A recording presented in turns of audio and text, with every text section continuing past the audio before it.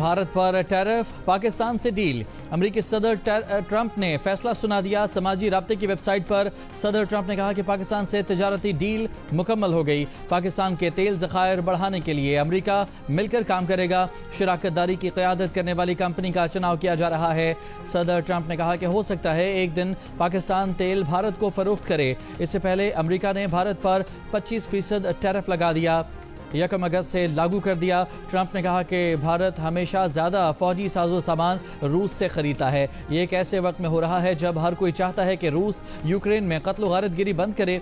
चीन के साथ साथ भारत भी रूस से तवानाई का सबसे बड़ा खरीदार है। ये बात सही नहीं। भारत अब 1 अगस्त से 25% टैरिफ अदा करेगा और इन वजूहात की बुनियाद पर जुर्माना भी अदा करेगा।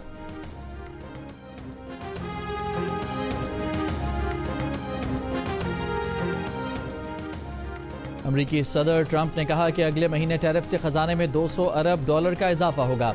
व्हाइट हाउस में ट्रेड डील्स पर काम करने में बहुत मसरूफ हैं। कई ममालिक टैरिफ में कमी के लिए पेशकश कर रहे हैं। इससे तिजारती खसारा कम करने में मदद मिलेगी।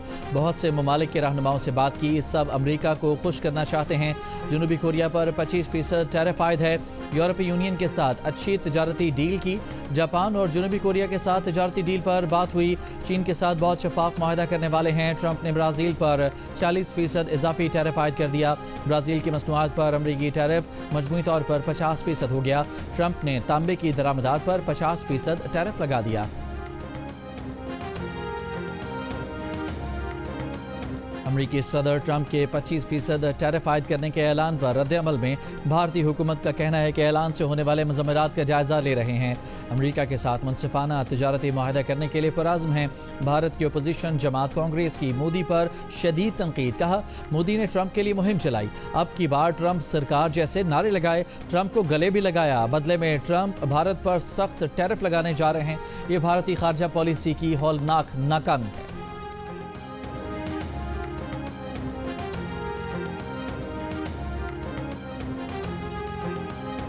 अमरीकी सदर ने भारत में कायम 7 कंपनियों पर पाबंदियां लगा दी। भारत में कायम 7 कंपनियां ईरान से तेल की तिजारत करती हैं। अमरीका का कहना है कि ईरान तेल से हासिल आमदनी को मशरिक़ वस्ता को अदम इस्तेहकाम का शिकार करने के लिए इस्तेमाल करता है। ईरान अपने अवाम का इस्तेहसाल करता है।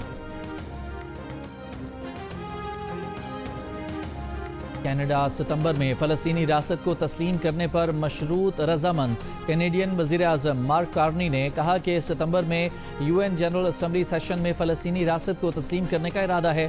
कहा, फ़लस्तीनी सदर महमूद अब्बास से फ़ोन पर बात हुई। इससे पहले फ्रांस और बरतानिया भी फ़लस्तीन को बतौर रियासत तस्लीम करने पर मशरूत रजामंदी ज़ाहिर कर चुके हैं। इसराइल ने फ़लस्तीनी रियासत को तस्लीम करने से मुतालिक कनाडा के वज़ीर आज़म के बयान को मुस्तरद कर दिया। कहा, कनाडा का इक़दाम हमास के लिए इनाम होगा। वज़ीर आज़म शहबाज शरीफ ने कहा है कि कामयाबी से बढ़कर कुछ नहीं। पाकिस्तान ने रिवायती जंग में भारत को शिकस्त दी। दुनिया इस कामयाबी पर दंग रह गई। आज तक हमारी कामयाबी के तज़किरे हो रहे हैं।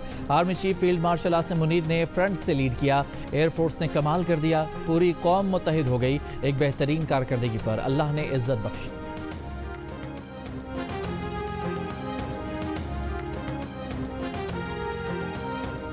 पाकिस्तान ने भारतीय लोकसभा में ऑपरेशन सिंदूर से मुतालिक बयानात को मुस्तरद कर दिया।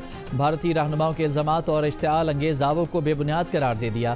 तर्जुमान दफ्तर खारजा ने कहा कि भारतीय वज़ीर दाखिला का बयान झूठ और कहानियों पर मबनी है। भारत ने पहलगाम हमले की तहकीकात किए बगैर पाकिस्तान पर हमला किया। भारत अपने स्ट्रेटेजिक अहदाफ हासिल करने में नाकाम रहा। पाकिस्तान ने भारतीय तैयारों और अहदाफ को निशाना बनाकर कामयाबी हासिल की। भारतीय रहनुमा अपना नुकसान तस्लीम करें और तीसरे फरीक के किरदार को मानें।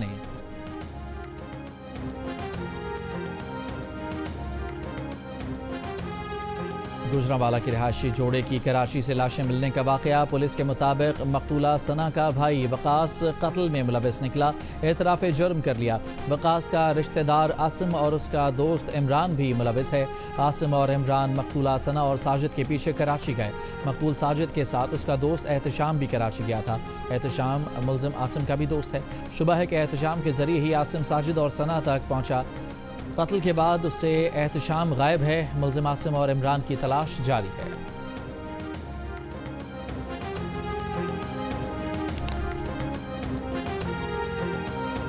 کوئٹہ سریاب کے علاقے کلی بنگلزئی میں گھر سے 2 بچیوں کی لاشیں ملیں۔ پولیس حکام کے مطابق بچیوں کی عمریں 3 اور 4 سال ہیں۔ MWM اور شیعہ علماء کونسل کا ملک گیر احتجاج کا معاملہ۔ ذرائع کے مطابق وزیر مملکت برائے داخلہ طلال چودھری آج شیعہ علماء کونسل اور MWM سے اسلام آباد میں ملاقات کریں گے۔ اربعین پر زائرین کے زمینی سفر میں پابندی کے خلاف ملک گیر احتجاج کا اعلان کیا گیا تھا۔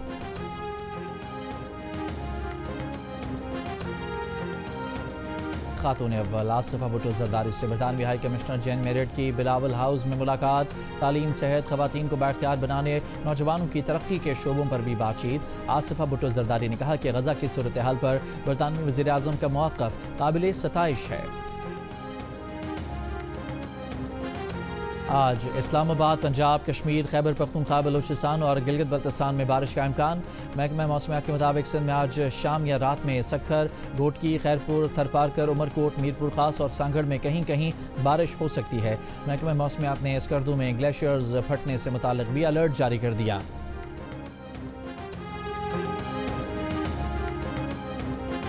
دریائے چناب میں ہیڈ مرالہ اور ہیڈ خانکی پر درمیانے درجے کے سیلاب۔ فلڈ فورکاسٹنگ ڈویژن لاہور کے مطابق دریائے سندھ میں گڈو بیراج پر بھی درمیانے درجے کا سیلاب ہے، جبکہ تربیلا، کالا باغ، چشمہ، توسا اور سکھر بیراج پر نچلے درجے کا سیلاب ہے۔ باقی دریا اپنے اپنے ہیڈ ورکس پر معمول کے مطابق بہہ رہے ہیں۔